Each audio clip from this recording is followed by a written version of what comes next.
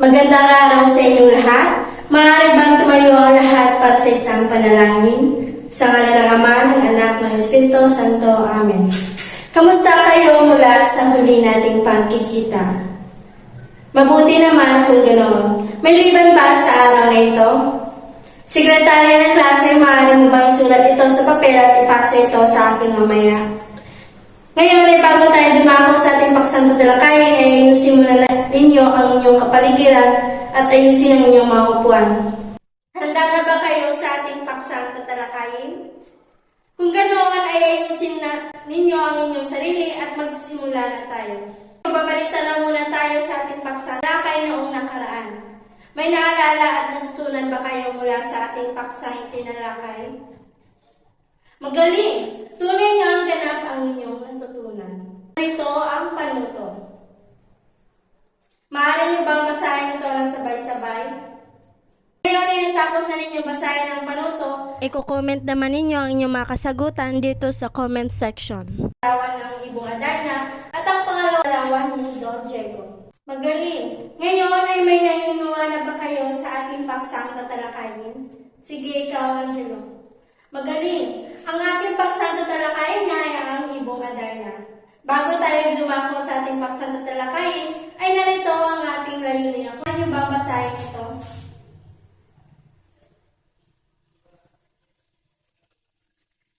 Ngayon ay ilalahad ko naman sa inyo ang salitaan na makikita natin sa kwento.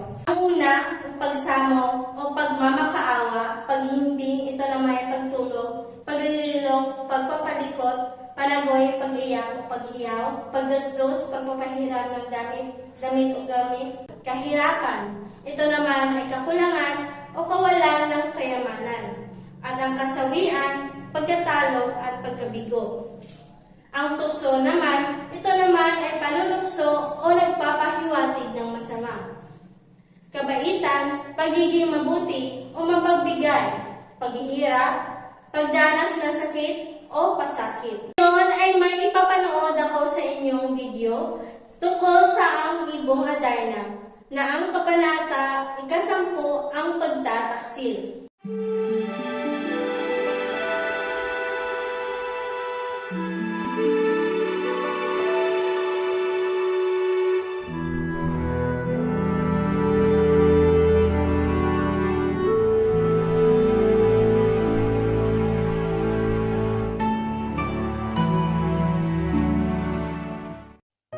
Ang 10 kabanata ng Ibong Adarna. Ang pagtataksil ni Don Pedro at Don Diego mula sa mga saknong 257 hanggang 275. Bumalik ng palasyo ang magkapatid na sina Don Pedro at Don Diego.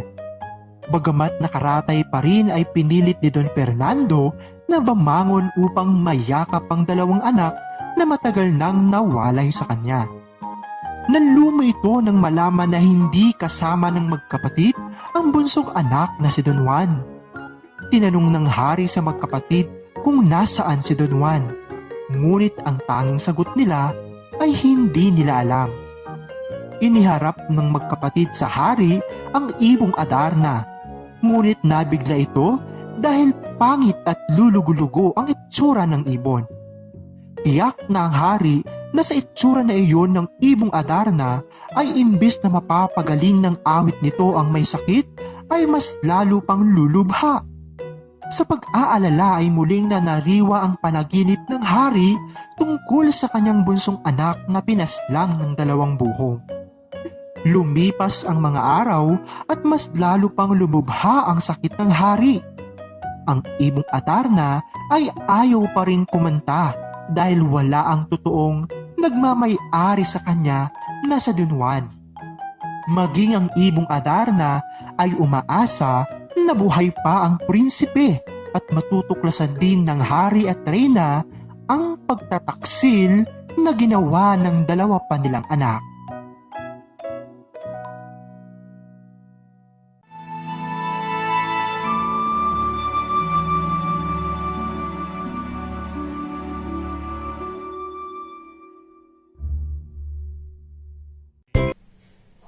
Natapos Diego. Ngayon naman ay mayroon akong mga ilang katanungan para sa inyo.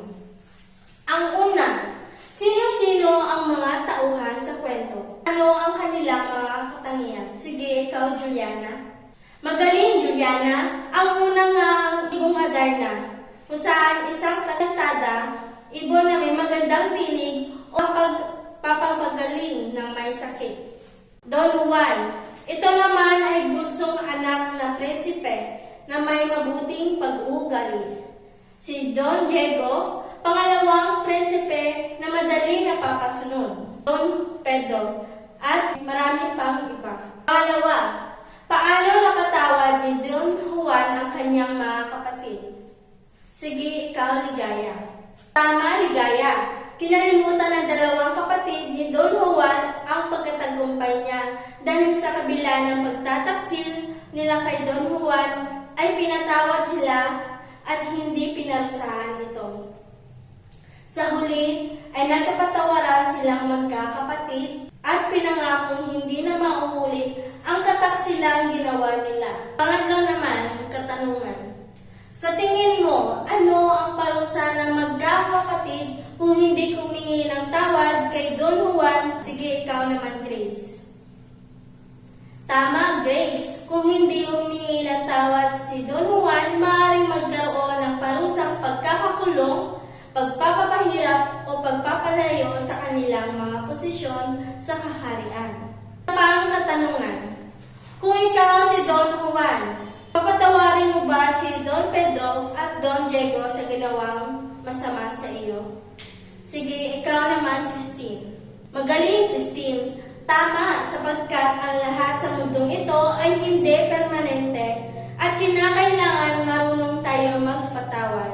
At ang panglima naman, ano ang inyong aral na nakuha sa kwento? Sige, ikaw naman, Rudlin. Tama, Rudlin.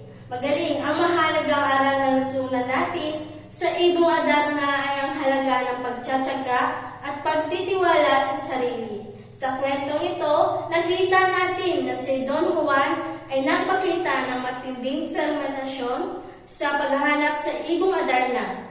Nakaraan ang mga pagsubok na naidulot ng kanyang kapatid na sina Don Pedro at Don Diego.